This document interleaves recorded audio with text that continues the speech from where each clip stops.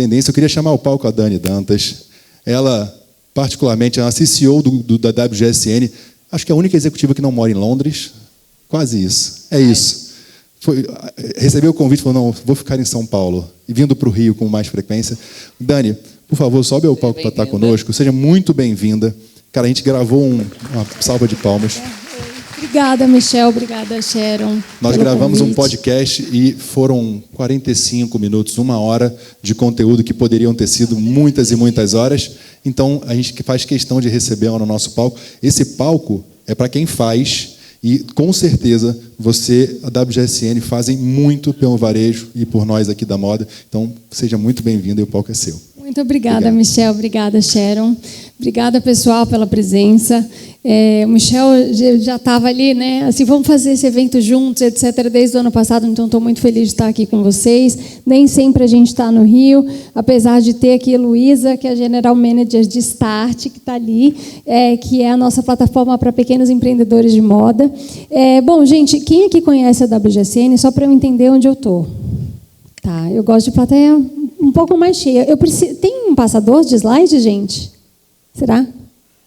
Se tiver, ótimo, perfeito. Então, a gente vai falar hoje sobre comportamento de consumo. Eu vou explicar um pouco o que é WGSN, para quem não conhece. Quando eu falo que eu vou falar de tendência, muita gente acha que eu vou falar de moda, né, que eu vou falar de produto, porque a palavra tendência é comumente ligada à moda, mas, se você for ver a etimologia da palavra, tendência é tudo aquilo que está em movimento, seja uma tendência de ascensão, tendência de decrescente por algum motivo. E o nosso papel, como pesquisadores de tendência, é mapear quais são as mudanças que estão acontecendo e falar para os nossos clientes. Tanto é que em inglês tem um trocadilho que a gente fala, que o nosso trabalho é ser trend forecasters, e em inglês a gente fala que nós somos change forecasters. Então, o nosso trabalho é ficar mapeando ali todos os dias, e é o primeiro sinal de mudança. A gente já fala para o cliente, esse tema está começando, isso daqui está mudando, esse comportamento ele está um pouco diferente, você precisa saber disso. E aí os nossos clientes decidem como agir e o que fazer estrategicamente também junto com a gente. Vocês estão conseguindo me ouvir bem? Eu estava meio embolado, tá? Então tá bom. Falei já um pouquinho de WGSN. Como é que a gente faz esse trabalho, né? Então, primeira coisa sempre é contexto. A gente precisa entender quais são as grandes mudanças contextuais e com elas sempre vai ter um atrito. Então, eu vou dar um exemplo. No Brasil, a gente tem um grande movimento de contexto que é falta de segurança. Toda vez que a gente tem um movimento muito grande, alguma coisa muito grande acontecendo na nossa base, você tem ali uma tensão que vai gerar comportamentos novos e, consequentemente, novas expressões para responder aquele contexto. Então, os seres humanos, a gente precisa da sensação de segurança. Quando você tem um contexto de insegurança, o que você faz? Isso gera uma tensão e aí isso vai gerar um novo comportamento. Então, tudo que muda no contexto vai gerar novas tensões, e essas tensões, novos comportamentos e novas expressões, e o nosso trabalho é mapear isso para vocês. Primeiro a gente vai para o macro, propulsor, e depois para as tendências de nicho, e entender como cada mudança de contexto está impactando cada mercado específico. Eu tenho um vídeo aqui para explicar o que é a WGSN, mas eu vou passar rapidinho porque eu já quero direto para o conteúdo. Apenas para dar um contexto, eu trabalho com pesquisa de tendências há 16 anos na WGSN, metade do meu tempo lá foi fazendo pesquisa, foi indo a campo, então 8 dos meus 16 anos foi foi entendendo de fato o comportamento do consumidor. E hoje tem uma coisa que eu falo que eu estou na WGSN ainda, mas não importa para onde eu vá no meu próximo passo, eu certamente vou querer ter WGSN, porque o entendimento do comportamento e repertório é algo que traz uma base muito sólida de longevidade para todos os negócios, e isso eu gosto sempre de reforçar. Então, quando a gente olha, a gente tem um estudo que a gente lança todos os anos, que é o Consumidor do Futuro. A gente sempre coloca uma data para que os nossos clientes consigam seguir a evolução desse estudo. E, basicamente, a gente olha, primeiro a gente entende quais são as emoções, o que está sendo falado, qual que é o mood, como é que as pessoas estão e quais são as tensões que esses sentimentos, essas emoções geram, consequentemente, os novos comportamentos. Então, as datas, por exemplo, aqui a gente está falando da conexão e-mail a polaridades para 2027, isso, obviamente, que é um comportamento, não tem uma chavinha que vira e começa amanhã, uma coisa nova, mas é um comportamento que vai provavelmente estar ali em cima. Então, nós estamos vivendo um momento que não é mais o ou, né? Eu sou isso ou aquilo, eu gosto disso ou aquilo. A gente fala que é a era do e. Então, é isso e aquilo. É a tecnologia e o humano. É o humor e o negócio junto, e o business junto, enfim. Então, essa barra, né, o slash que eles chamam, é um contexto importante. Epa, vamos lá. A gente vai falar sobre 4 perfis, eu vou ser bem rapidinha. Ao final, eu vou deixar a pesquisa para vocês da raiz desse estudo. Vou deixar um QR Code, vocês vão conseguir baixar um sample, tá? Gente, tá aqui. Vamos lá.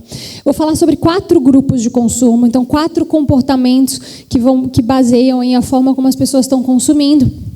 Guardiões da privacidade, os convencionais, não independentes e energizadores. Os nomes são para a gente localizar, ser um pouquinho mais fácil da gente encontrar e se localizar aí onde a gente tem mais relevância, com quem a nossa marca conversa mais. Vou começar falando dos guardiões da privacidade.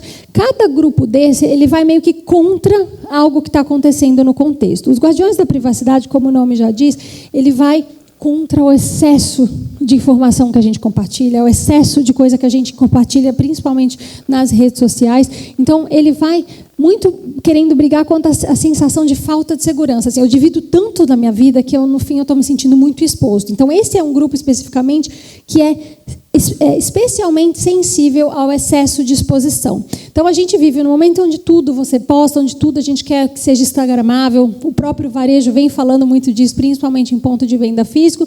Esse é um grupo que ele começa a agir contra esse movimento. Eu vou trazer alguns exemplos para vocês. Tem essa pesquisa da Ipsos que foi de 2024, que ela fala que 53% dos brasileiros estão insatisfeitos, se sentem insatisfeitos e se sentem muito expostos em relação à segurança pessoal. E manter essa segurança online, essa sensação de que eu consigo manter os meus dados mais seguros é, de fato, uma prioridade. E muitos de nós, a gente está se sentindo assim também. E por que isso, gente? Assim, um contexto...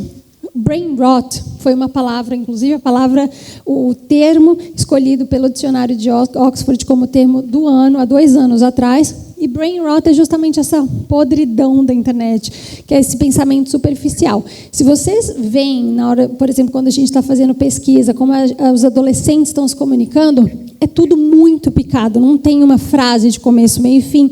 É um tipo de comunicação diferente que reflete o brain rot. Então, tem até esse site aqui, ó, que chama PDF to Brain Rot, que ele pega qualquer conteúdo que você colocar lá, você pode colocar um PDF, você pode colocar uma frase, e ele transforma nessa nova linguagem da internet, que é tudo quebrado. Então, as frases são muito menores, muitas vezes nem são frases, são palavras, e é, de fato, um raciocínio que, para a minha idade, por exemplo, já é difícil. Eu acho esquisito, eu acho mal escrito, aquilo não conversa comigo, mas se você vai ver a forma como a geração mais jovem está se comunicando, é totalmente fragmentada. Então, esse excesso, esse tipo de comunicação, esse tipo de formação, vai gerando, de novo, uma nova forma de se comunicar, uma nova forma de se relacionar, mas principalmente, e esse é um grupo muito forte para a geração dos millennials, por exemplo, né? 35 mais 40. Para quem não sente mais uma ansiedade ao ver isso do que necessariamente uma identificação. Então, você começa a ver um movimento crescente de minimalismo virtual. Então, de pessoas, por exemplo, que têm os perfis nas redes, mas que não quer mais postar nada, eu não quero mais dividir meus dados nas redes sociais, eu quero só ver, eu estou aqui como uma vitrine, e quando eu vou postar aqui para os meus 30 melhores amigos que eu escolhi, que é um movimento contrário do que a gente vem vendo. Então, a gente hoje ainda é mais presente um movimento onde é de superexposição, principalmente no Brasil. A gente tem, né, taxa de engajamento no Brasil que não é comparável a lugar nenhum no mundo, mas o minimalismo virtual é um movimento que tem aumentado. Opa. Ai, peraí, gente. Vamos lá. E aí você começa a ver marcas respondendo a essa vontade de se privar de forma diferente. Aí você vê marcas que têm um humor aí diferenciado, que tem uma coisa mais, que é esse case da Heineken que eu vou mostrar para vocês, que eles fizeram uma capinha, que inclusive conversa com o último grupo, eu vou mostrar para vocês. E vocês veem outras marcas que respondem de uma forma também com humor, mas um pouquinho mais séria, e eu vou mostrar. Nesse caso aqui, a Heineken fez uma capinha de celular, que quando você está numa mesa de bar e ela está ativada, ela sempre vira a sua tela para baixo. vocês vão conseguir ver no vídeo, justamente para responder essa ansiedade de eu não quero olhar, não quero ver, eu nem vou mais dividir minha vida aqui.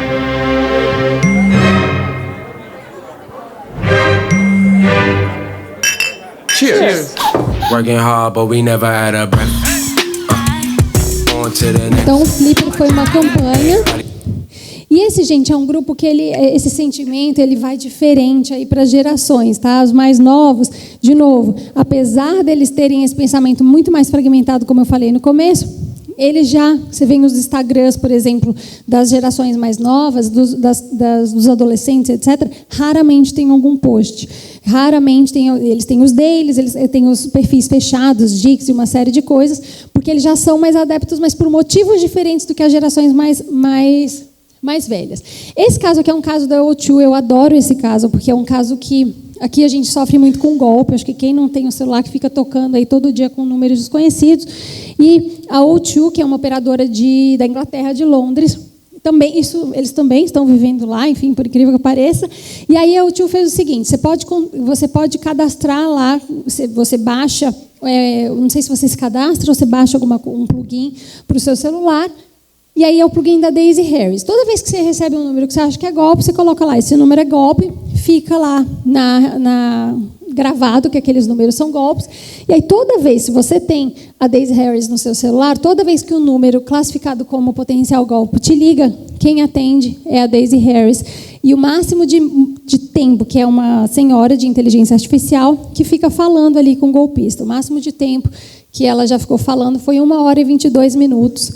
Eles divulgaram trechos da ligação, enfim, foi um sucesso. Gente, é muito engraçado ela falando com o golpista, porque é a voz de senhorinha e tudo mais. Enfim, então você vê que é um gatilho também da segurança, mas aí, de novo, uma marca fazendo uma ação com humor. Então, a gente está vivendo uma era onde a gente está, hoje, ainda muito presente o oversharing. Eu quero colocar tudo para o gatekeeping. Então, é um comportamento mais específico. Ao invés de eu postar que eu estou aqui e eu vou marcar e tudo mais, você começa a ver um comportamento que é assim, olha, eu vou postar, sei lá, é a pontinha, é um lugar que não tem a marca. É meio que assim, se você sabe, se você tem a referência, você vai saber onde eu estou. Mas se você não sabe, você não vai ter ideia, esse conteúdo não é para você. O que isso significa? Para as marcas vai ficar mais difícil, né? Assim, a gente quer que as pessoas publiquem, a gente quer que elas coloquem a marca. E, no fim, esse é um grupo que ele está mantendo ali as referências por gatilhos diferentes, mas mantendo as referências muito mais concentradas ali num determinado grupo do que, de fato, eu não quero que as pessoas vejam aonde eu estou, o que eu vou, que restaurante que eu vou.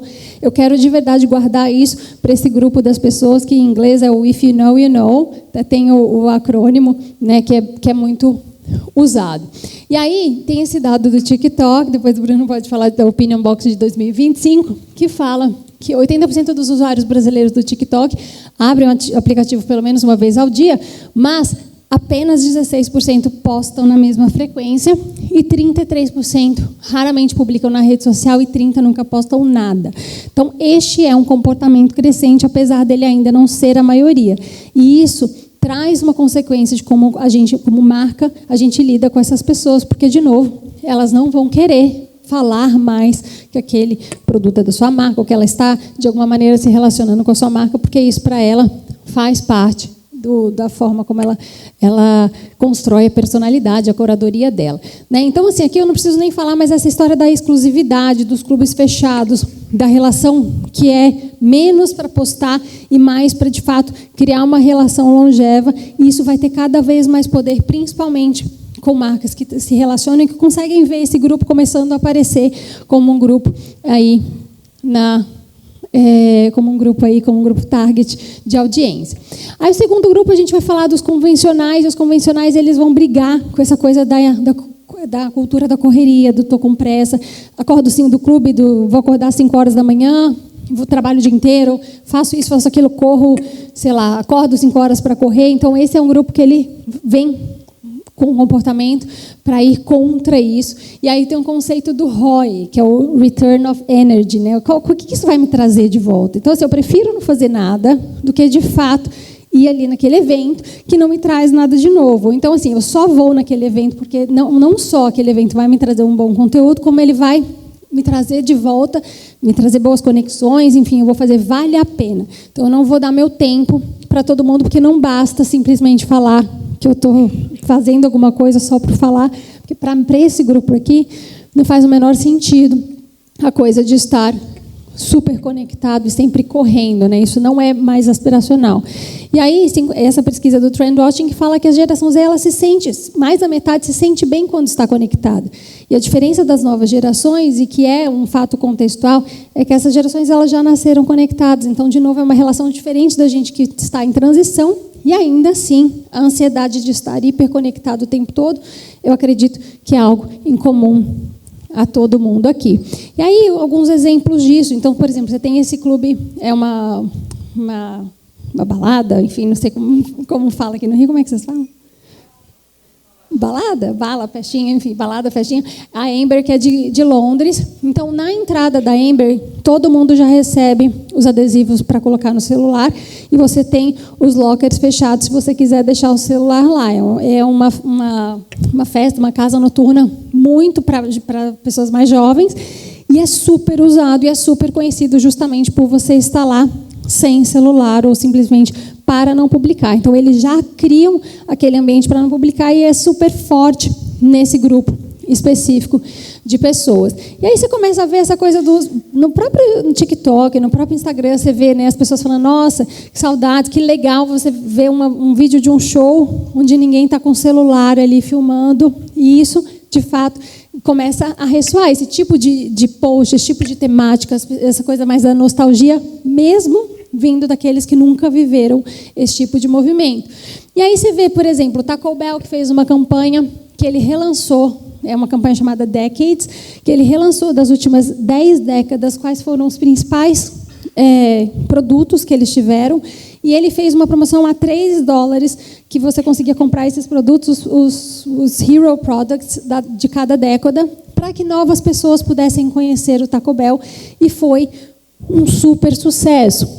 E aí você tem essa marca aqui, que é uma marca do Sudeste Asiático, que ela tem essa loção para pele, que é uma loção que a fórmula dela é de 1920. Então, a indústria de beleza, que é uma indústria super sofisticada em termos de tecnologia e investimento, e essa loção aqui é uma das mais vendidas na Ásia, mesmo tendo uma fórmula de mais de 100 anos atrás, justamente porque ela é muito natural, enfim, tem todos os benefícios que as pessoas buscam, mas que também tem uma história. Então, eles contam isso de uma forma muito bonita. A embalagem é uma releitura da primeira embalagem dessa Skin Lotion, e hoje é uma das mais vendidas da Ásia, justamente por conta de toda essa narrativa e essa aura que tem em torno disso.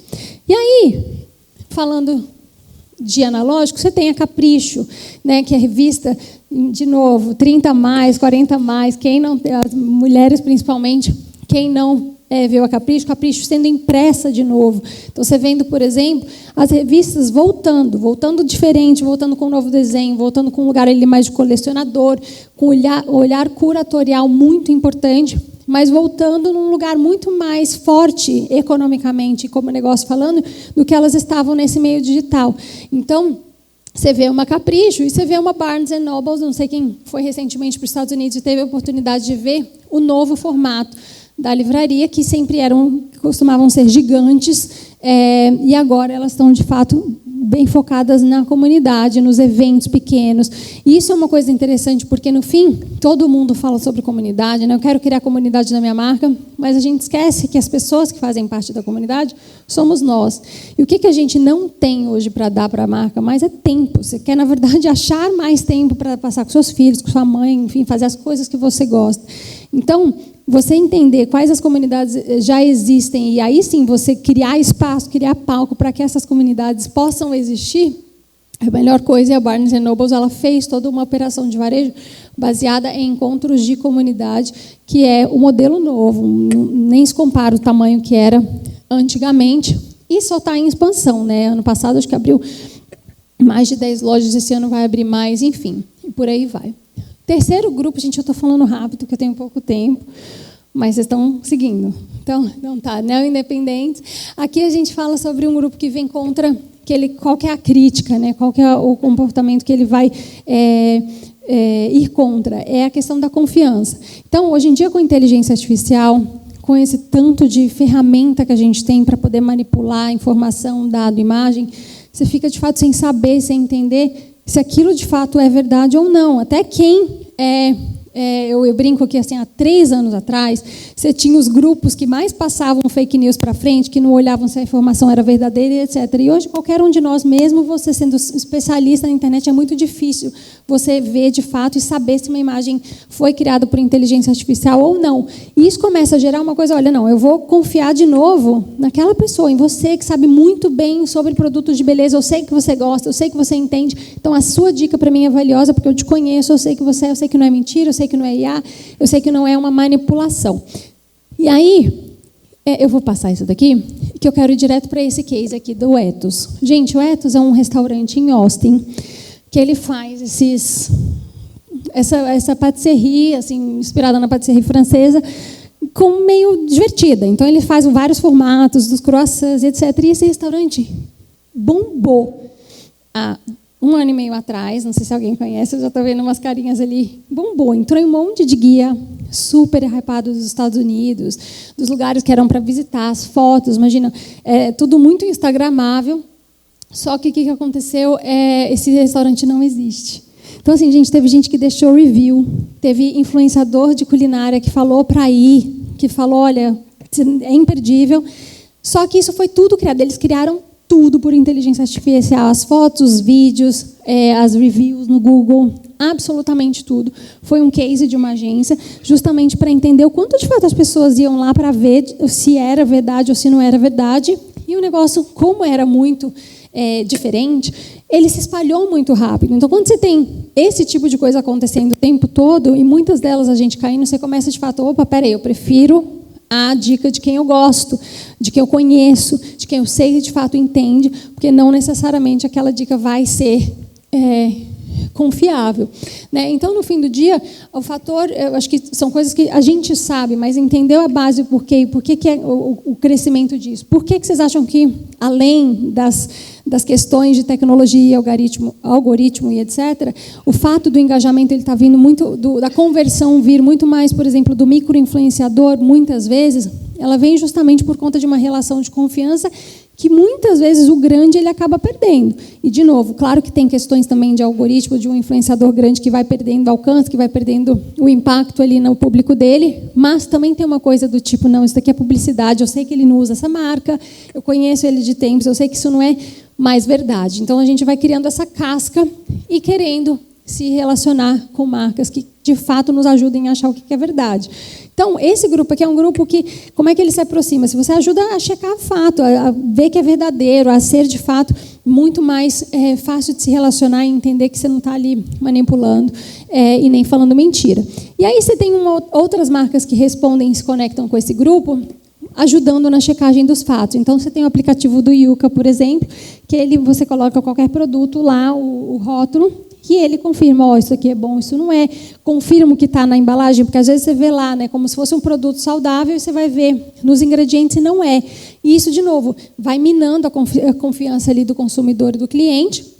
E esse é um aplicativo criado justamente para você ver e ele confirma ou não como aquele produto está posicionado. E, por fim, o termômetro de imparcialidade do The News, que é um veículo de informação, e ele tem um termômetro onde você pode classificar se você acha, não, é através de opinião, claro, mas se você acha que aquela matéria específica ela foi tendenciosa para a direita, para a esquerda, se você acredita que aquilo ali foi neutro. Então, todas as matérias têm ali um filtro e um termômetro falando, não, aqui muitas pessoas estão achando que ela está tendenciosa para lá e para cá. Ou seja, são mecanismos que você vai criando para poder, de fato, se conectar com esse grupo.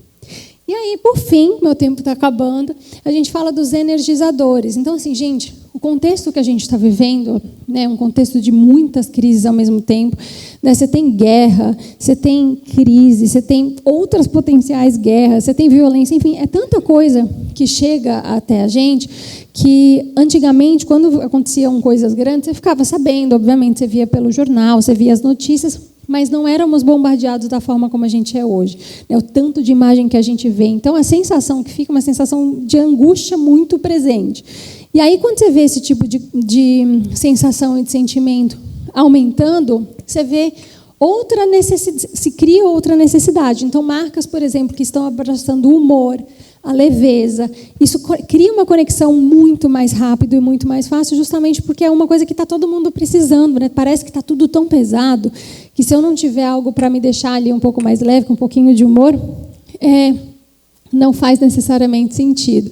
Então, essa brincadeira de voltar para a inteligência da criança, né? Essa coisa da experimentação, das experiências, que onde você está criança, você não precisa performar. Então, hoje é tudo muito performático, né? A foto que é a pose, é a maquiagem, é o filtro, você não sabe necessariamente. E aí, quando você consegue criar um ambiente onde as pessoas, onde seu cliente, onde seu consumidor consegue não relaxar, isso vale para tudo. A gente estava tendo uma conversa sobre o mercado de wellness, por exemplo. Nos últimos anos, o mercado de wellness ele falou muito e foi muito num lugar da clean girl, sabe? Da pessoa perfeita, que come direitinho, que toma sei lá o quê, que dorme cedo, que tem a pele, que tem isso, que tem aquilo. E isso, no fim, está gerando mais ansiedade do que o que deveria, que é aquela vontade de ser mais saudável, enfim, de se conectar ali de uma forma diferente. Então, você está vendo uma tendência no wellness dela meio que dar um passo para trás e baixar um pouco no nível. Então, você vê corrida, que depois ela vem com uma festa num café da manhã. E você vê, e aí, enfim, com coisas que tem humor junto, que não é aquela coisa do qual é o seu pace, né? Assim, está todo mundo correndo, quero saber o pace, que é uma coisa que a gente está vivendo muito forte aqui. Mas o próximo movimento é falar, não me importa o meu pace, eu só simplesmente quero fazer uma atividade, eu quero ser saudável, porque, no fim, raramente alguém consegue ali seguir a risca certinho. E aí você vê um aumento gigantesco de coisas que é o humor pelo humor, né? Então, você tem os concursos de sósias, quem viu aqui do Celton Mello, que bombam, né? Assim, então, as pessoas marcam, começam a falar, olha, concurso de sósia do Jeremy Allen, do Timothée Chalamet, na praça tal, e o negócio vira um evento de não sei quantas mil pessoas, porque existe uma vontade, um buraco de mais leveza. Eu só quero me divertir, eu quero dar risada, eu quero ver os sósias, e não é à toa, justamente porque existe um fator contextual que impulsiona esse tipo de coisa. Então, essa pesquisa da VML fala que 49% dos consumidores globais estão mais propensos a marcas que gerem essa sensação de alegria. Então, às vezes, a gente cria um mundo tão perfeito para a marca consumir, a gente vem de uma escola de criar mundos aspiracionais, né? Eu lembro muito bem de uma pesquisa de produto de beleza, de cabelo, que a gente fez uma época, que queria lançar um produto que tinha lançado um produto para adolescentes e não estava indo bem. O produto era super bom, a comunicação parecia fazer sentido. E aí a gente foi pesquisar, enfim, a gente tem, obviamente, um olhar mais qualitativo. Quando a gente foi entender, tinham coisas, obviamente, que era um conjunto de coisas, não era uma só, mas tinham coisas como os adolescentes, na época, era meio com tipo 12 anos, 10, 12 anos, então ainda eram mais novinhos. Mas eles falavam assim, esse cabelo, eu nunca vi um cabelo assim, que era aquele cabelo, sabe, das propagandas, que não tem um fio para fora. Esse cabelo nunca vi, parece cabelo de boneca, isso não sei, não existe, não é para mim.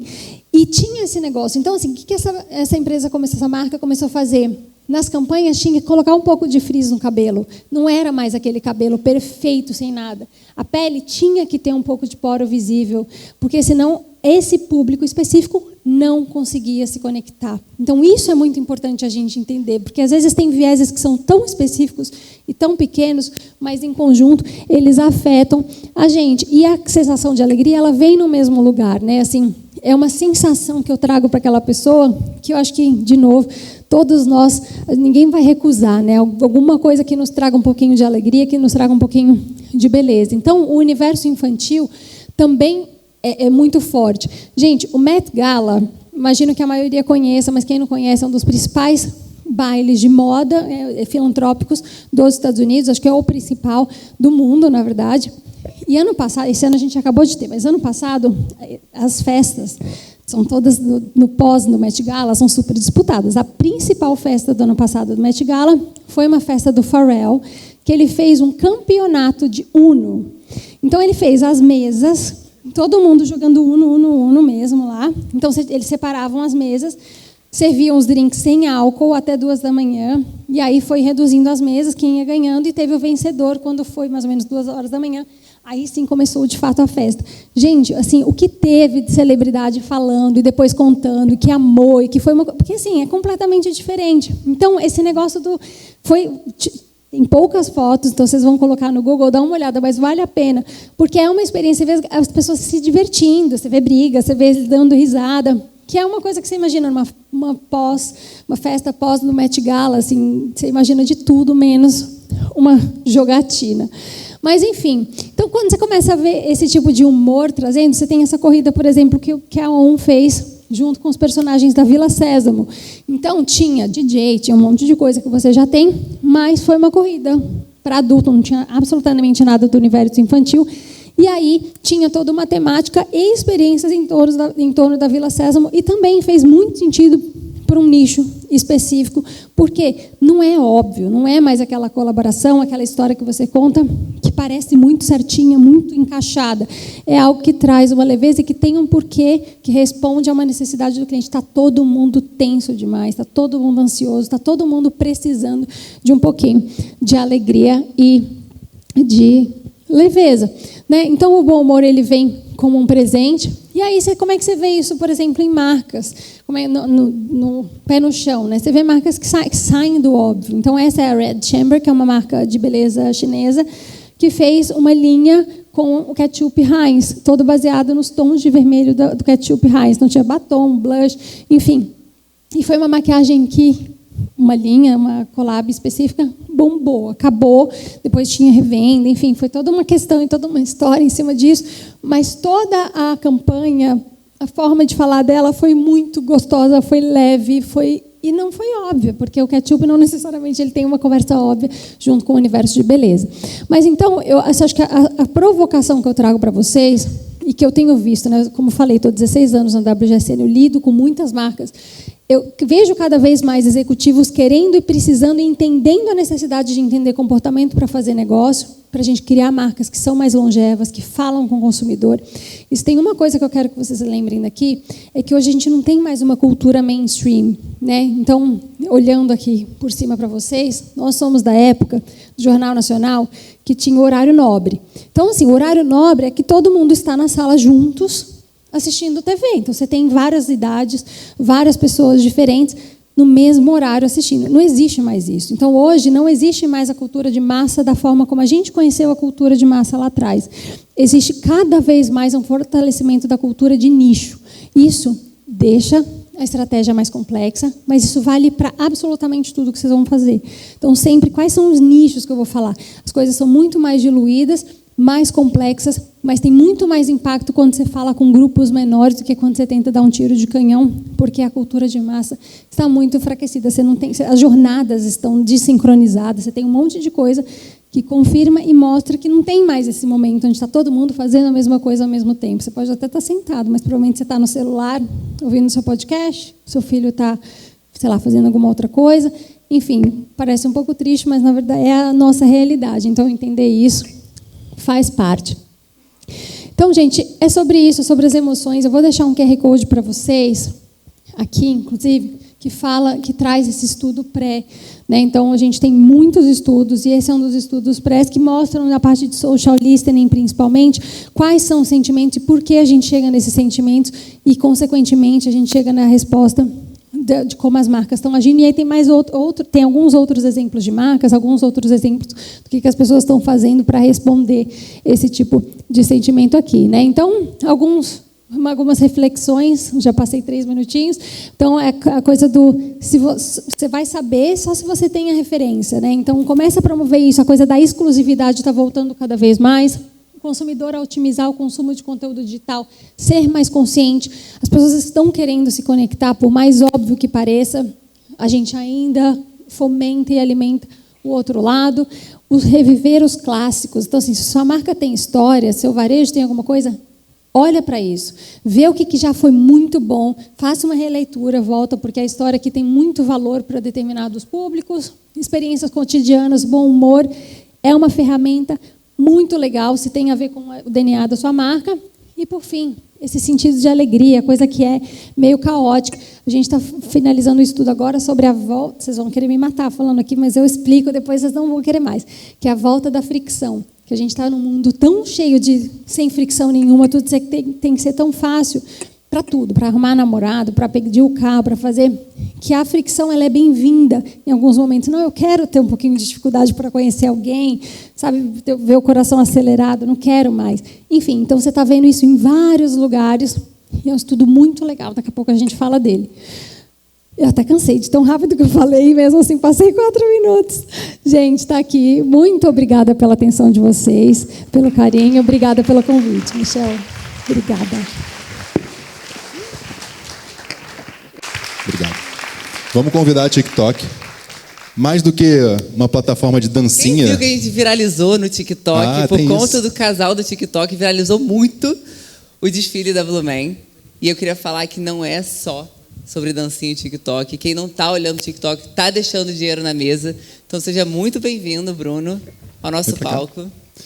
A gente esteve junto há 2 anos atrás, gravamos um podcast em conjunto, gravamos o podcast hoje, e ele comentou um negócio que é muito verdade, ele vai falar para vocês. A gente estava falando sobre quase os mesmos temas 2 anos atrás para hoje, e o quanto as pessoas estão entendendo que é tentativa e erro e usar o TikTok como plataforma. Bruno, o palco é seu, seja muito bem-vindo. Obrigado, gente. Obrigado. Bom, vamos começar. Eu vou começar passando um vídeo, e aí a gente segue com o papo. Game start. 아파트 아파트 아파트 아파트 아파트 아파트 kissy face sent to your phone but I'm trying to kiss your lips for real red hearts that's what I'm on yeah come give me something I can feel don't you want me like I want you baby don't you need me like I need you now see tomorrow but tonight go crazy. Esses são os livros mais famosos do BookTok. I want you, I need you, oh God. Don't take these beautiful things that I've got. Please stay. I want you, I need you, oh God. Don't take these beautiful things that I've got.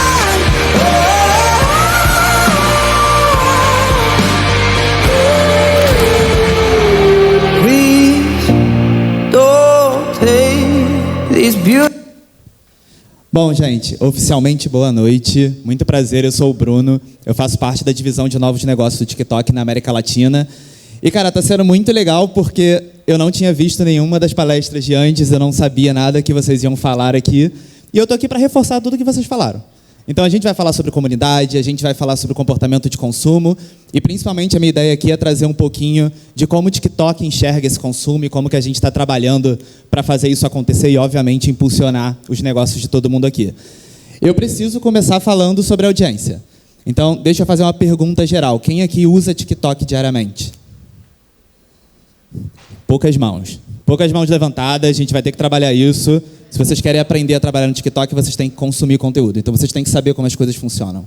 Então, vamos trabalhar isso. Hoje, a gente está falando de uma plataforma que tem 126 milhões de usuários no Brasil.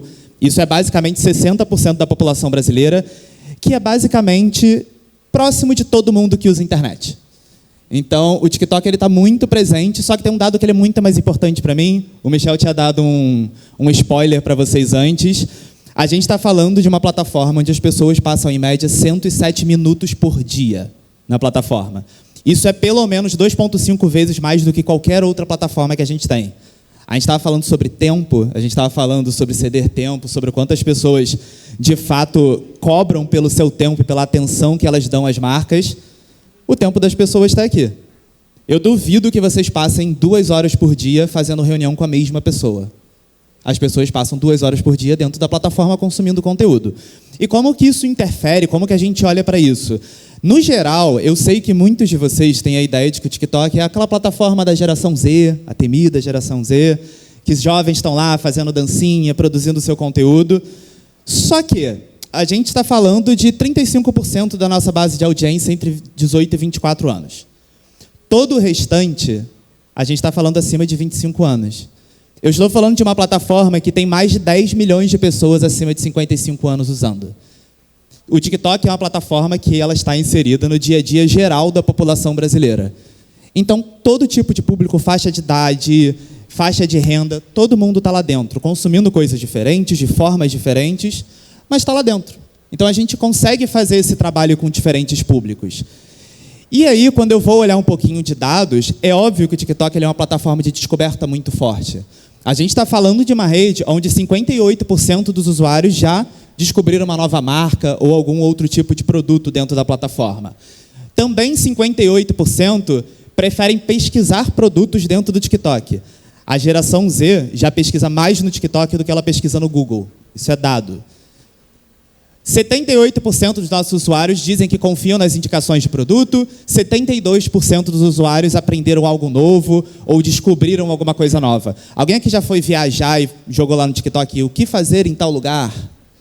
É esse o tipo de comportamento. É como que a gente usa a rede para, de fato, descobrir coisas novas e aprender e ter uma ideia vindo de pessoas reais, vindo do que a gente entende como comunidade.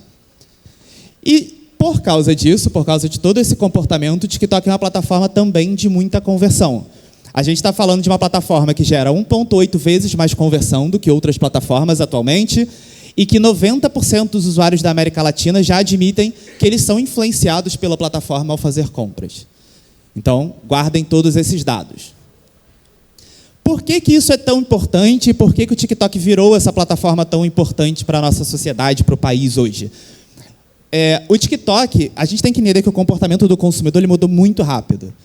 Então, hoje, a gente tem 80% dos consumidores usando 4 ou 6 canais para tomar uma decisão na jornada de compra dele. A gente tem 30% desses ciclos de decisão, esses ciclos de decisão de compra, eles são hoje 30% mais curtos. Então, as pessoas decidem mais rápido. Do momento de descoberta até o momento de conversão final, esse processo está sendo muito encurtado pela velocidade que as coisas acontecem, pela velocidade de informação e a quantidade de informação que a gente tem. Então, hoje, não tem como a gente enxergar a jornada de compra como aquele processo linear que a gente estava acostumado. O usuário ele vai descobrir um produto, ele vai buscar informações, ele vai passar, entender os reviews, comprar o produto, se fidelizar. A jornada de compra hoje está muito misturada com o próprio processo de consumo de conteúdo. Então, é aí que a gente acaba crescendo dentro do TikTok, é aí que a gente consegue entender por que essa potência. E aí a gente começa a falar sobre cultura. A forma como a gente enxerga comércio hoje é um comércio que ele é totalmente movido por todos os vieses culturais que eles existem dentro da sociedade. Então, as pessoas elas consomem aquilo que está dentro das comunidades dela, dentro dos interesses, dentro de marcas e outros serviços que se conectam com essa cultura, que conseguem entregar um conteúdo que está dentro do que as marcas do que as pessoas estão pedindo. A gente fala muito sobre confiança. A gente estava falando sobre isso no podcast mais cedo, mas isso é um contexto muito, principalmente América Latina. Dentro de todo o processo de colonização, dentro de todo o processo de estruturação da nossa sociedade, a confiança é um fator de compra muito importante. Então, eu garanto que muitas aqui, provavelmente todo mundo, consome algum produto que a mãe consumia e sempre falou que é muito bom. Consome algum produto que a avó tinha na casa dela e que você se acostumou a usar, ou que um amigo indicou para você. E é dessa forma que a gente tenta trabalhar o processo de compra dentro do TikTok. A gente tem pessoas reais produzindo conteúdos reais sobre, de fato, a experiência real delas com produtos e serviços. E isso gera confiança. Isso faz com que o usuário se identifique mais. E a gente consegue trazer todo esse contexto para dentro da jornada de compra. Por isso, o TikTok hoje é o maior motor cultural que a gente tem. Olhando para todas as redes, olhando para todas as plataformas que estão no dia a dia, a gente pode dizer com certeza que muito do comportamento de consumo e muito das grandes trends que a gente tem hoje, elas surgem dentro da plataforma. Então, a gente tem muita gente, por exemplo, na indústria de música, falando sobre como o TikTok mudou a indústria de música, como que as pessoas hoje, por exemplo, produzem singles e já estão pensando na dança que vai acompanhar, porque esse single tem que estar dentro do TikTok. Como todo esse comportamento de consumo, como que a gente fala sobre saúde.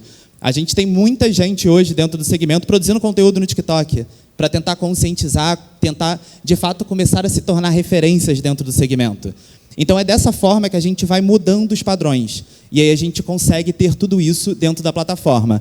E quando a gente olha para o TikTok hoje, quando a gente vai falar sobre jornada de compra, a gente começa a falar sobre uma jornada que ela não é mais linear, como eu comentei, mas ela é infinita.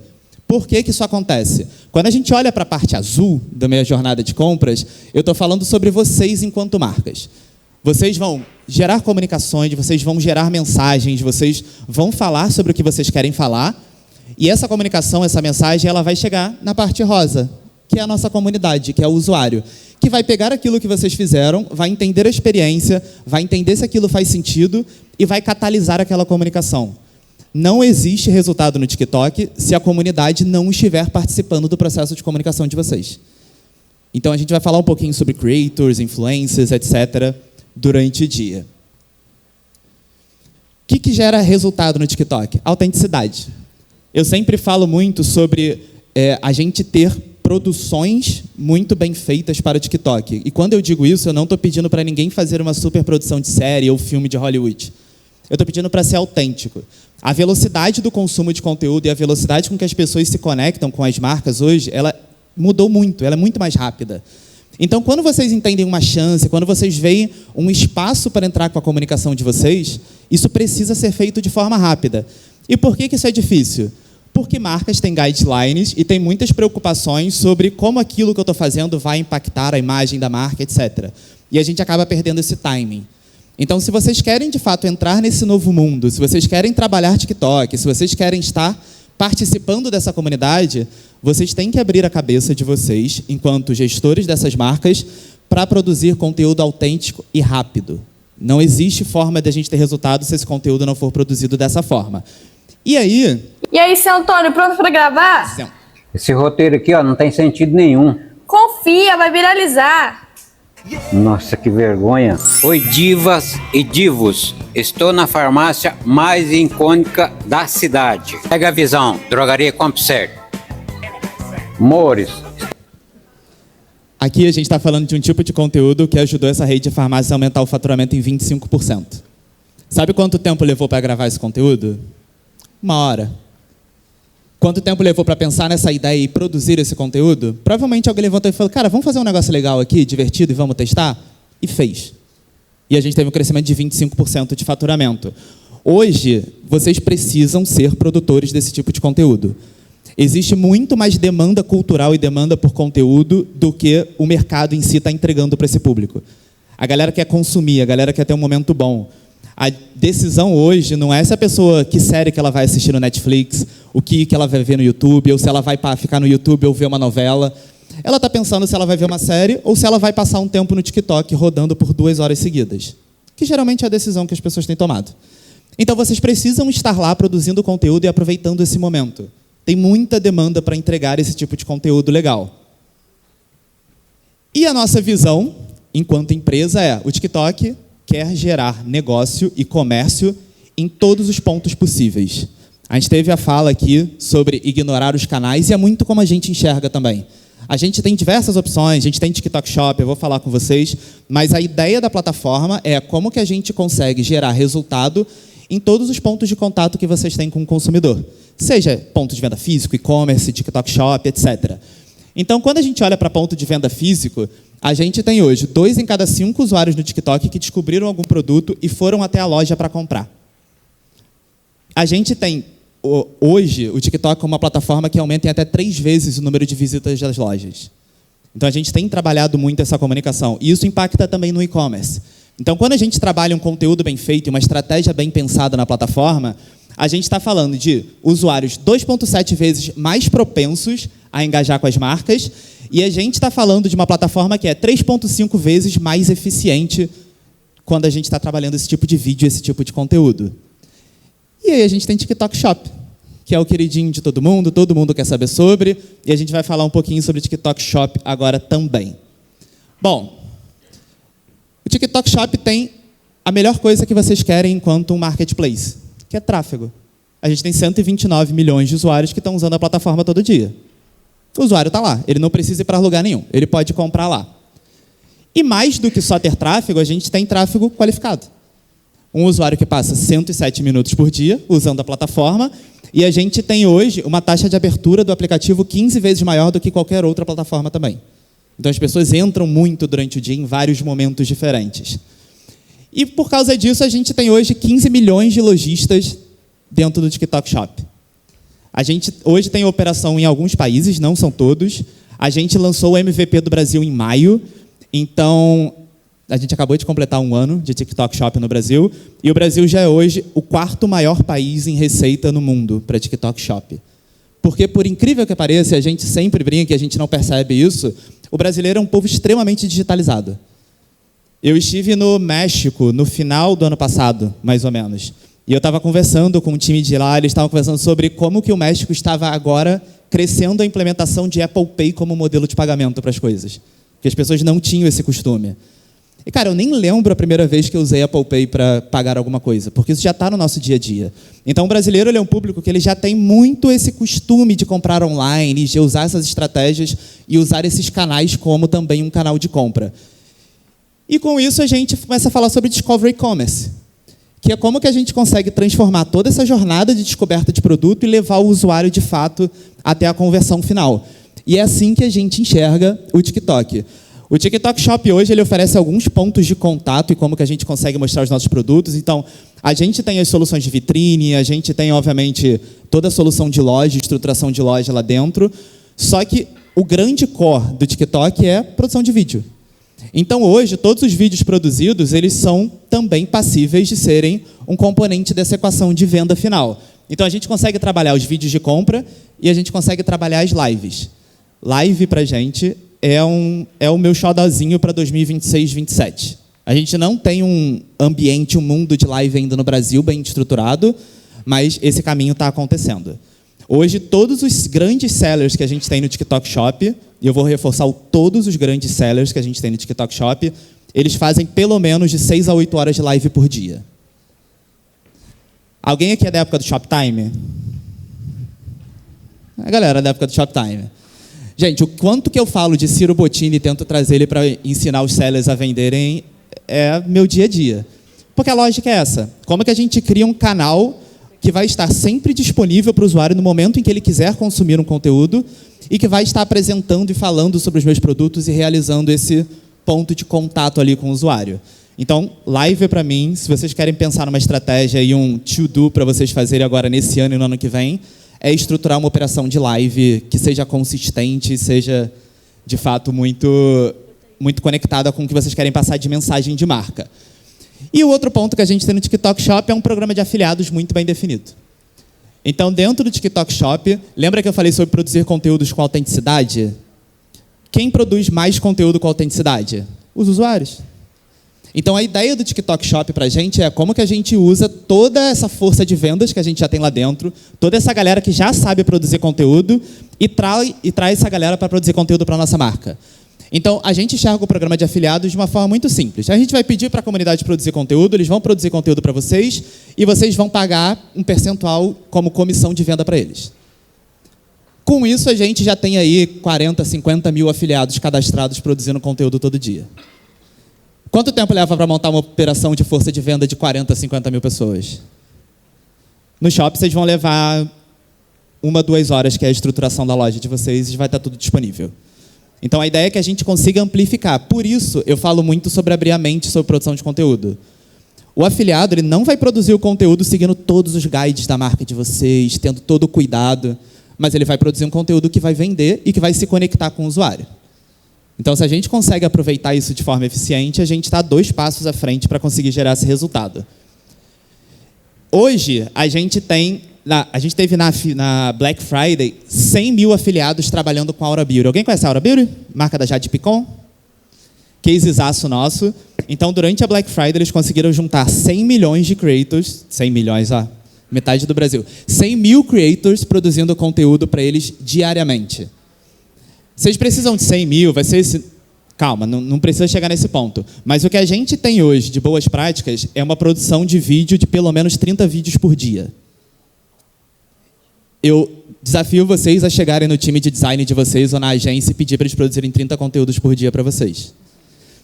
Então, assim, a forma que a gente tem de ganhar escala é usando as soluções de afiliados. E aí eu trouxe 3 exemplos, eu vou passar os 3, e eu quero que vocês me digam o que vocês acham que vende mais dentro do TikTok.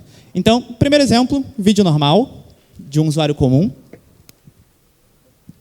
Chadeira, galera. Politriz também vende aqui no TikTok, gente. A entrega é rápida. E por esse preço, eu duvido que você ache em algum lugar aí. Não acha não, gente. É aqui, é topzera.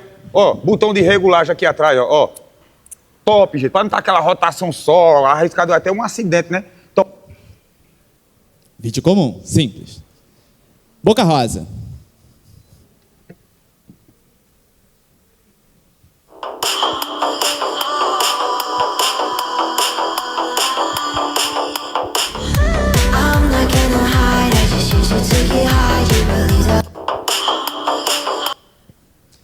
E um vídeo mais produzidinho. Tem saudade sua em todo canto. Seu perfume grudado no cinto. Sua jaqueta jogada no banco. Tem saudade sua em todo canto. Resultados. A gente esperaria que a Boca Rosa ia ser a bombada, certo? E não é. Por quê? Porque o algoritmo do TikTok não funciona dessa forma. A sua base de seguidores no TikTok, ela não influencia a entrega do seu conteúdo.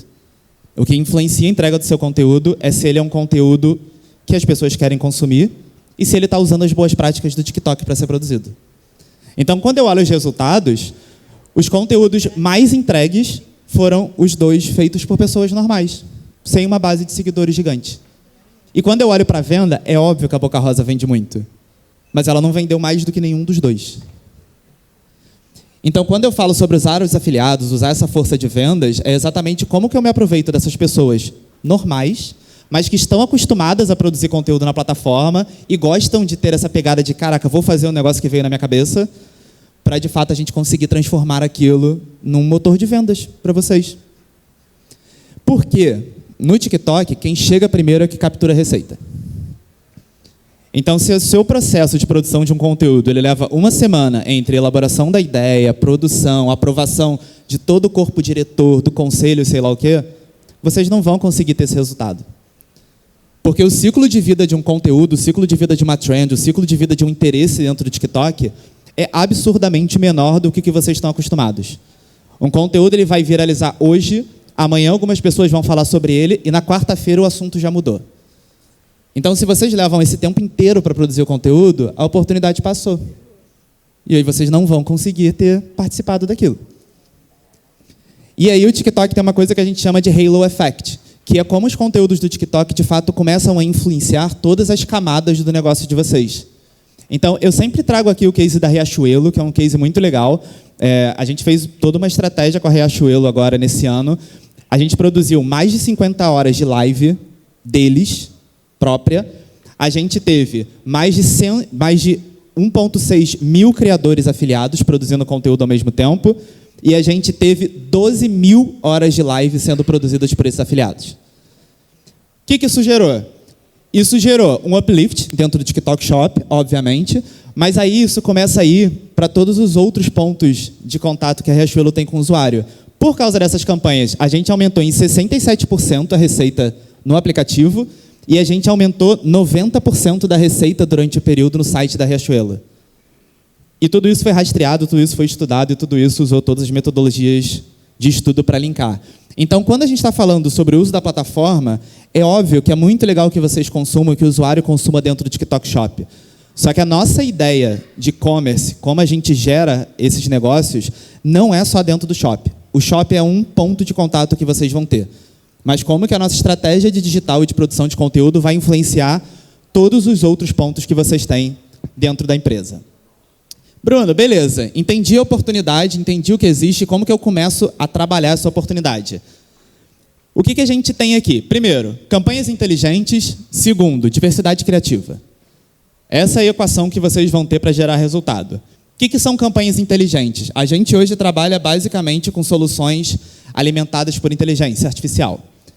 Então, a ideia aqui é que vocês tenham o menor trabalho possível para operacionalizar as campanhas e vocês tenham mais tempo para pensar no que vocês vão colocar de criativo, conteúdos, etc. Então, para lojas que estão dentro do TikTok Shop, a gente tem o GMV Max. Ele vai pegar tudo que é produto, ele vai pegar tudo que é sinal do segmento de vocês, ele vai pegar tudo que é sinal do perfil orgânico, ele vai juntar tudo isso, entender quem é o público, qual o produto que esse público quer, e ele vai entregar automaticamente. As campanhas hoje que a gente trabalha, principalmente em ads, elas são campanhas de liga-desliga. Quero que rode, meu orçamento é esse e eu espero esse resultado. Um ponto muito legal da campanha de GMV Max é que ela entrega em cima do ROI. Então, quando vocês criam a campanha, vocês vão colocar lá qual o retorno que vocês esperam. Eu quero um retorno de um ROI 5. E ela só vai entregar se ela estiver conseguindo esse ROI 5. Então, a gente começa a melhorar um pouquinho essa atribuição e esse investimento que vocês têm dentro do digital. Os 3 pilares principais são combinação de conteúdo, então a gente vai pegar conteúdo orgânico, conteúdo de afiliado, e também toda a parte de anúncio pago, teste. Cara, aqui é teste AB na veia. A quantidade de teste que a IA vai fazer, vocês nunca vão conseguir fazer na mão. E, obviamente, economia de tempo. Para vocês não precisarem ficar fazendo isso o tempo inteiro e operacionalizando essas campanhas. Bruno, não tenho loja no TikTok Shop. A gente também tem uma solução para a parte de Open Loop e tudo que é externo dentro do TikTok, que é o Smart Plus. O que é o Smart Plus? É a mesma coisa que eu falei para vocês, só que a gente joga o tráfego para dentro do site ou seja lá o que vocês querem fazer. Então, a gente pode rodar geração de lead, conversão de site, tráfego, aplicativo, venda de catálogo. Tudo isso com as integrações que vocês têm com as plataformas de e-commerce. A gente tem super integrações com a Vtex agora também. Então, se a gente estiver vendo o sinal, a gente consegue entregar as campanhas e a gente consegue fazer todos esses testes para vocês. E a mesma coisa, a ideia aqui é que vocês tenham performance, agilidade, consigam manter o foco ali na operação e no dia a dia de vocês e principalmente que vocês consigam mensurar.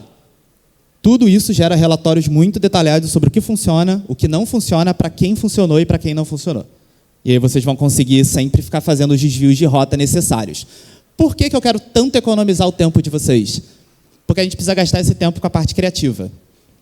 O TikTok não é uma rede social. O TikTok é uma plataforma de consumo de conteúdo. O TikTok não disputa com o Instagram. O TikTok disputa com a Netflix. Ele disputa com o YouTube. Essa é a briga que a gente está tendo. Então, hoje eu preciso que vocês produzam conteúdo para entregar para o usuário.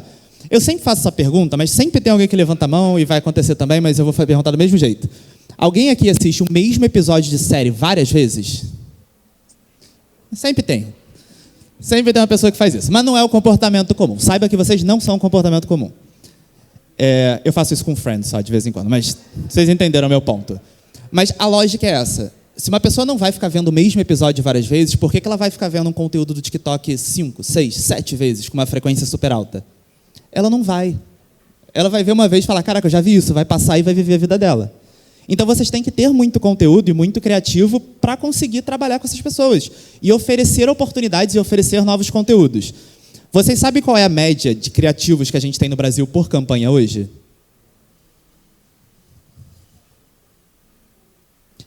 3 a 5. Essa é a nossa média de criativos. Vocês sabem qual é a média de criativos que as empresas da China trabalham nas campanhas hoje? Alguém me chuta um número aí? 10? 15? Não, 20 mil? Calma aí também. Mil? Entre 150 a 200 criativos por campanha. É o que a gente tem de média hoje. O que são criativos? O que são esses artes? Qual a diferença entre eles? Gente, se você troca o botão de um lado para o outro, ele é um criativo diferente. Se você muda a cor do fundo, ele é um criativo diferente. Se você muda o ângulo, ele é um criativo diferente. A diferença entre a forma como a gente produz e olha para a performance aqui e a forma como a China está fazendo isso atualmente é que lá tudo é teste. Ninguém parte do princípio de que um fundo com uma árvore é melhor do que um fundo com um mar atrás. Eles vão rodar os dois e eles vão testar e entender. E é dessa forma que a gente precisa mudar a nossa forma de produzir conteúdo e a nossa forma de produzir esses criativos para performance. Eu não vou pedir para vocês 150 criativos. Não quero que ninguém faça isso. Mas hoje, quando a gente aumenta esse número de criativos, ali dos 3, em média, que a galera está trabalhando, para entre 5 a 7, a gente já vê 1,5 vezes mais resultado nas campanhas. Então, nesse começo, é um pouquinho mais de esforço para isso. Por isso que a gente economiza tempo de vocês em outras partes. Se eu estou rodando uma campanha de performance 5 a 7, se eu estou rodando uma campanha de marca, mais do que 5 pelo menos. É isso que a gente tem que ter na cabeça para conseguir trabalhar. E aí eu entro na parte que é importante para vocês. Bruno, o que é um conteúdo para TikTok? O conteúdo que eu produzo hoje, ele tem a cara do TikTok? Cara, um conteúdo hoje que tem cara de TikTok, a gente chama de TikTok First, ele é um conteúdo que ele tem 4 pontos principais. Ele tem som. O TikTok é uma plataforma de som ligado. Não existe conteúdo no TikTok que não tenha som. Então, vocês têm que colocar, seja uma música, uma narração, um ASMR, alguma coisa, tem que ter dentro do conteúdo de vocês. Formatos e sobreposição de texto, ele vai usar muita transição, a gente precisa chamar a atenção, então as transições são muito importantes, e ele vai participar de tendências, de trends que a gente tem e usar os filtros que estão bombando. E aí a gente quebra isso em 6 pontos que vocês vão ter que ter anotados para olhar o conteúdo de vocês. Primeiro, tem que ser nativo. Por isso que eu perguntei quem usa TikTok. Porque quem não usa, tem que usar. Para vocês entenderem o tipo de conteúdo que tem na plataforma. Porque se vocês estão pensando em produzir conteúdo para o Instagram e depois replicar para o TikTok, cara, nem faz. Que não vai funcionar. Não é a mesma forma de produzir. Segundo, ele tem que ser um conteúdo relevante. A gente sempre tem que terminar aquele conteúdo pensando, cara, o que eu ensinei para aquele usuário? Qual foi o valor que eu entreguei com aquele conteúdo? Ele teve pelo menos um bom momento com aquele conteúdo? Ninguém quer ver um conteúdo sobre o seu produto ser o melhor de todos. Ninguém quer ver um conteúdo sobre o seu produto estar num preço ótimo hoje. Eles querem ver um conteúdo de como usar seu produto, como o seu serviço é entregue, como ele se compara com outros. Então, é esse tipo de coisa que a gente precisa pensar. Terceiro, tem que chamar atenção, estímulo. Cara, isso aqui é marketing digital de 10 anos atrás, gente. Tem que chamar atenção nos primeiros segundos, ponto. Tem 30 milhões de conteúdos para ele assistir. Se vocês não chamarem atenção, ele vai passar para outro. Tem que ter som. Não pode ter conteúdo sem som.